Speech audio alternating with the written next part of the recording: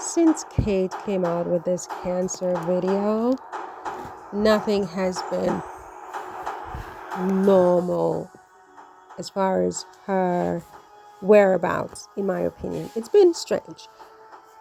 And I know I keep saying I'm not going to talk about it, and I'm really not, but I was watching a couple of YouTubers today, and I just thought, here we go again. I need to go back into this and wade back in again.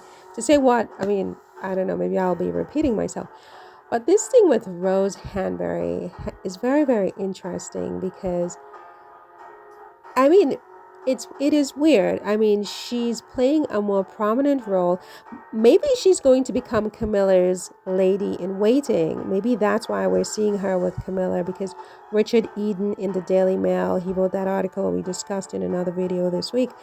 And I'm thinking that maybe Camilla is eyeing Rose for a role in her, in her court as a lady in waiting, because Rose's husband, David Shumley, is he's a man in waiting or whatever, lord in waiting for King Charles. And her son is a page boy. So it's quite possible that Rose is being eyed for a very plum role in the court, where she'll be working alongside Camilla, and that this has nothing to do with an affair with William at all. I mean, everybody thinks that she's having an affair, and I'm saying all is possible, but until I have more concrete evidence, I'm not going to sort of go there, because she has denied it. But it is very curious, because I'm sure there are many, many aristocrats in the UK. I'm sure that William and Kate have many acquaintances and friends. You don't hear anybody else's name being called with William. In fact, whether aristocrat or not, you don't hear any other names being called with William. And so normally where there's smoke, there's fire. Where there's smoke, there's fire. And it is rather interesting that her name keeps coming up. And now it seems like, she is being presented to the public in a certain kind of way, because all of a sudden she's kind of just ubiquitous. She's everywhere. And before, she was keeping a very low profile. And we know that with these royals, if they want to keep a low profile, they can. We will never see them. Look at Kate, right? Kate is somewhere, right? They tell us anyway. But we haven't seen her because she doesn't want to be seen. So the fact that we're seeing Rose, and we're seeing Rose with the royal family, is because Rose wants to be seen, and the royal family wants to be seen with Rose. So the question becomes, why isn't Kate fighting back? If Kate is having preventative chemotherapy for a condition that she no longer has, like she had cancer in the past, cancer had been present, she's getting preventative chemotherapy, it means that she's in even better condition than her father-in-law, who's up and about. He's going to be in France in a few days. He's been giving garden parties and getting self-portraits done and things like that. So she's half his age. She also can be out doing things if she chooses to.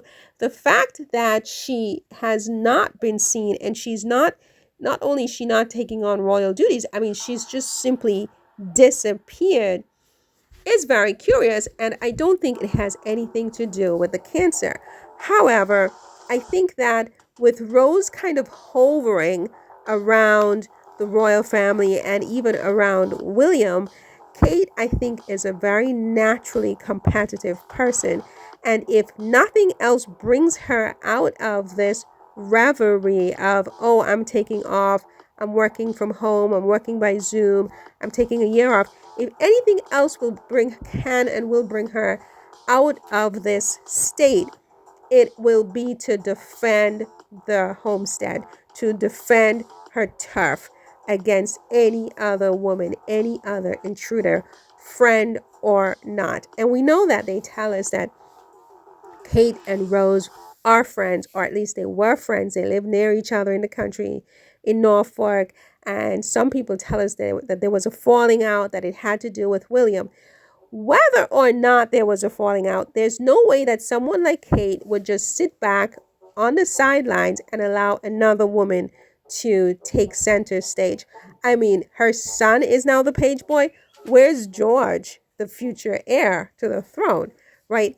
It is completely bizarre.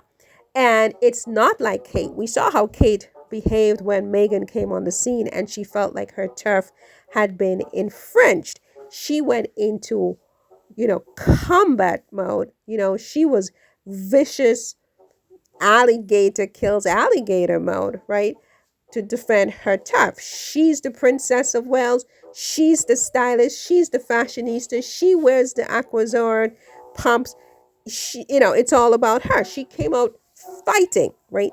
That's her character. She has admitted, everyone has admitted, she's very, very competitive. I don't think she will sit back and allow Rose or anybody else to take her shine and to take her place. If she does not come out, now that we're getting news of Rose's, invasion onto Kate's turf, then I would have to conclude that something is totally, totally amiss. Because it would be completely out of character for someone like Kate to just sit at the side talking about, oh, I have cancer, or oh, I had cancer in the past and now I'm getting chemo. And so I'm just going to let another woman just come in and take over my turf. That is not Kate's character. That is not Kate's character. So I think she's going to come out. I don't think Rose is going to be able to take her place. Rose is probably angling for a job with Camilla, and maybe she will get it as a lady in waiting. But her presence and all the rumors are going to naturally pull Kate back into the spotlight, unless Kate is in a coma, like they said, right? Unless she's incapacitated in some way, right? Because otherwise, I don't see how this makes any sense whatsoever.